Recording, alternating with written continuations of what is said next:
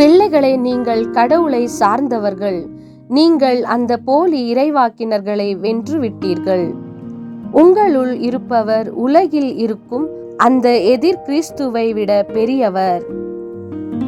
இயேசு கிறிஸ்துவின் மீது அசையாத நம்பிக்கை கொண்டிருப்பதால் நாம் எதை குறித்தும் கவலைப்பட தேவையில்லை. நம் தேவன் நமக்கு முன்னே சென்று குன்றுகளை சமப்படுத்துகின்றவர். எசாயா அதிகாரம் 62 வசனம் 8. ஆண்டவர் தம் வலக்கையின் மேலும் வலிமை மிக்க தம் புயத்தின் மேலும் ஆணையிட்டு கூறியது, உன் தானியத்தை இனி நான் உன் பகைவர்களுக்கு உணவாக கொடுக்க மாட்டேன்.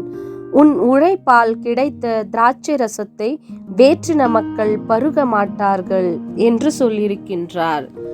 ஆம், நம்முடைய தேவை என்னவென்று ஆண்டவருக்கு தெரியும். தேவன் தம்மை சார்ந்த பிள்ளைகளை அதிசயமாய் நடத்துவார். கலாத்தியர் அதிகாரம் 4 இறைவசனம் 6. நீங்கள் பிள்ளைகளாய் இருப்பதால் கடவுள் தம் மகனின் ஆவியை உங்கள் உள்ளங்களுள் அனுப்பியுள்ளார் என்று சொல்லியிருக்கின்றார்.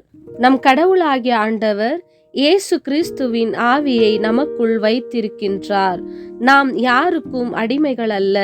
இயேசு கிறிஸ்து இந்த உலகில் வாழ்ந்தபோது சாத்தானை அதட்டி விரட்டியவர், சாத்தானை ஜெயித்தவர். அப்பேற்பட்ட இயேசு கிறிஸ்துவின் ஆவியை பெற்றிருக்கின்ற நாம் யாருக்கும் எதற்கும் அடிமைகளாக இருக்கக்கூடாது.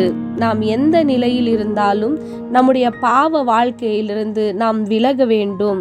ஆண்டவராகிய இயேசு கிறிஸ்துவின் வார்த்தைக்குள் நம் வாழ்க்கையை அமைத்து கொள்ள வேண்டும்.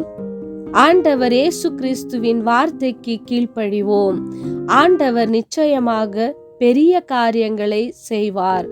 எப்பேற்பட்ட பிரச்சனை இருந்தாலும் அதிலிருந்து நம்மை விடுவிப்பார்.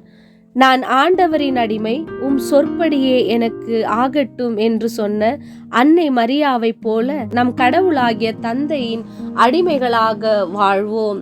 நிச்சயமாக நம்முடைய ஆண்டவர் நம்முடைய எல்லா தேவைகளையும் நிறைவேற்றுவார். நம் வாழ்க்கையில் பெரிய காரியங்களை செய்வார். அவருடைய எல்லா ஆசீர்வாதத்தினாலும் நம்மை நிரப்பி வாழ வைப்பார். ஆமேன்.